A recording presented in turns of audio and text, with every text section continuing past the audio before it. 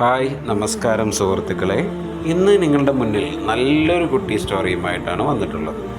ആര് നിന്നെ തകർക്കാൻ നോക്കിയാലും നിന്റെ വില കുറയുകയേയില്ല എന്ന സബ്ജക്റ്റുമായി കൂട്ടിച്ചേർത്തിട്ട് അതുമായി ബന്ധപ്പെട്ട ഒരു കുട്ടി സ്റ്റോറിയും അതിലെ വിവരണവുമായി ബന്ധപ്പെട്ട് ഒരു മോട്ടിവേഷനുമാണ് ഇന്ന് പറയാൻ പോകുന്ന വിശേഷങ്ങൾ. അപ്പോൾ നമുക്ക് കഥയിലേക്ക് കിടക്കാം അല്ലേ? അപ്പോൾ കഥയിലെ തലക്കെട്ട് ഇങ്ങനെയാണ്: മുഷിഞ്ഞ നോട്ടും അതിലെ മൂല്യവും. ഒരിക്കൽ ഒരു വലിയ ഹാളിൽ 100-ലധികം ആളുകൾ ഇരിക്കുന്ന ഒരു സെമിനാർ നടക്കുകയായിരുന്നു. ആ സെമിനാറിൽ ക്ലാസ് എടുത്തുകൊണ്ടിരിക്കുന്ന ഒരു പ്രാസംഗികൻ തൻ്റെ കയ്യിലുള്ള 500 രൂപ നോട്ട് ഉയർത്തിക്കൊണ്ട് ചോദിച്ചു, ഈ 500 രൂപയുടെ നോട്ട് ആർക്കെങ്കിലും വേണോ എന്ന് ചോദിക്കുകയുണ്ടായി. അപ്പോൾ ആ ഹാളിൽ കൂടിയ എല്ലാ ജനങ്ങളും കൈ ഉയർത്തി. എല്ലാവർക്കും അത് വേണം. അടുത്ത നിമിഷം അദ്ദേഹം ആ നോട്ടിനെ കൈവെള്ളയ്ക്കിട്ട് നന്നായി ക്രഷ് ചെയ്തതിന് ശേഷം, അതായത് കൈവെള്ളയ്ക്കകത്തിട്ട് ചുരുട്ടിയതിന് ശേഷം ചുളിവുകൾ വീണ ആ അവസ്ഥയിലായി. ആ നോട്ട് ശരിക്കും പറഞ്ഞാൽ ചുളിവുകളെല്ലാം വീണ് മോശമായ ഒരു അവസ്ഥയിലേക്ക് ആയി.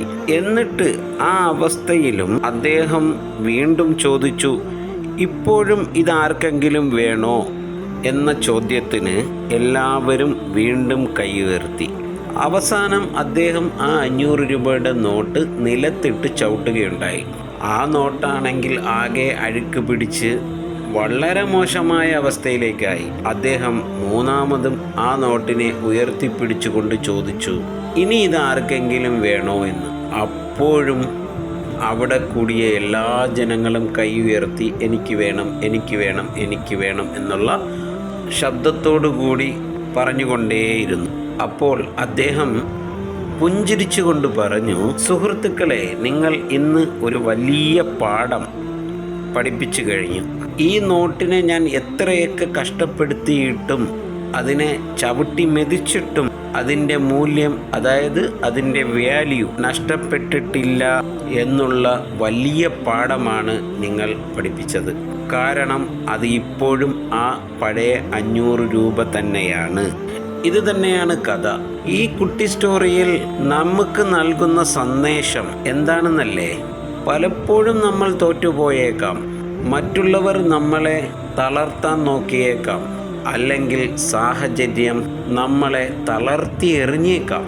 നമ്മൾ ഒന്നിനും കൊള്ളാത്തവരാണ് എന്ന് ഈ ലോകം തന്നെ പറഞ്ഞേക്കാം. പക്ഷേ ഓർക്കുക, എന്ത് സംഭവിച്ചാലും നിങ്ങളുടെ ഉള്ളിലെ വില അത് ഒരിക്കലും മാറുന്നില്ല എന്നുള്ള കാര്യം. നിങ്ങൾ അമൂല്യമാണ്.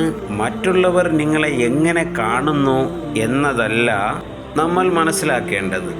നിങ്ങൾ നിങ്ങളെ എങ്ങനെ കാണുന്നു എന്നതാണ് പ്രാധാന്യം. അല്ലാതെ തകർക്കാൻ നോക്കിയാലും നീ നിസ്സാരമായി തകർന്നു കൊടുക്കാനല്ല നിൽക്കേണ്ടത്. പകരം ആരൊക്കെ നിന്നെ തളർത്താൻ നോക്കിയോ അവരുടെ മുന്നിൽ നീ തല ഉയർത്തി തന്നെ നിൽക്കണം. അതിന് നീ എന്ത് ചെയ്യണം? നിന്നിലെ മൂല്യത്തെ പുറത്തെടുക്കണം. നീ ആദ്യം മനസ്സിലാക്കേണ്ടത് നിന്നിൽ ഒളിഞ്ഞു കിടക്കുന്ന നിന്റെ മൂല്യത്തെയാണ് നീ ആദ്യം മനസ്സിലാക്കേണ്ടത്. അതല്ലാതെ ആരെങ്കിലും പറയുന്നത് കേട്ട് നീ തളർന്നു പോകാൻ നിൽക്കുകയാണെങ്കിൽ നിന്നെ തളർത്താൻ 1000 പേരുണ്ടാകും. പക്ഷേ നീ തളർന്നു കൊടുക്കാനേ പാടില്ല. കാരണം എന്താണ്? നിന്നിലെ മൂല്യത്തെ നീ തന്നെയാണ് വളർത്തേണ്ടത്. അതാരും വന്ന് വളർത്തുകയില്ല.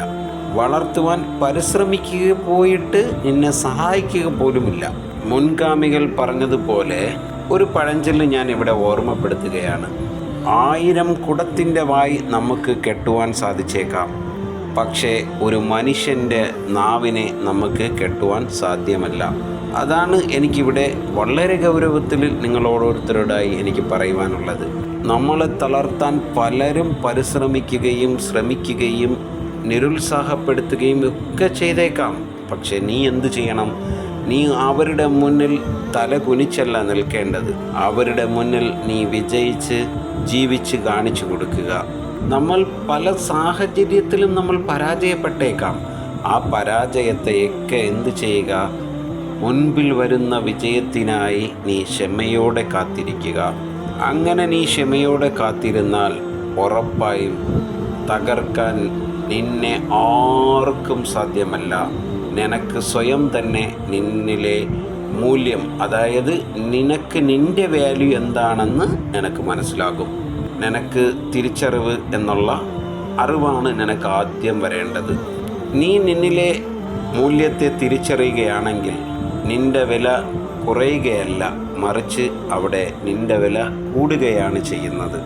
അത് നിൻ്റെ തകർച്ച ആഗ്രഹിക്കുന്നവർക്ക് അതൊരു വലിയ തിരിച്ചടിയാണ്. അത് നീ മറന്നു പോകുകയേ ചെയ്യരുത്. നിന്നിലെ മൂല്യം തിരിച്ചറിയുവാൻ വേണ്ടി നീ പരിശ്രമിച്ചു കൊണ്ടേയിരിക്കുക. ഒരു ദിവസം തീർച്ചയായും അത് നീ മനസ്സിലാക്കും. അപ്പോൾ അടുത്ത വീഡിയോയുമായി വരുന്നതുവരെ നിങ്ങളോട് വിട പറയുന്നു.